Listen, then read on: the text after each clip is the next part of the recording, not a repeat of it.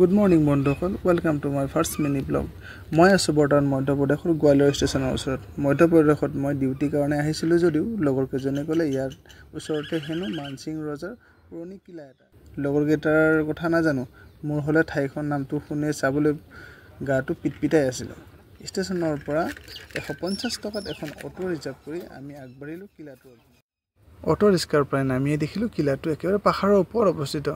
দেখিয়ে হাইৰাণ হৈ গলো তথাপিও অকন কষ্ট কৰি খুচকাৰি গৈ পাহাৰৰ টিলাটোৰ ওপৰ পালোগৈ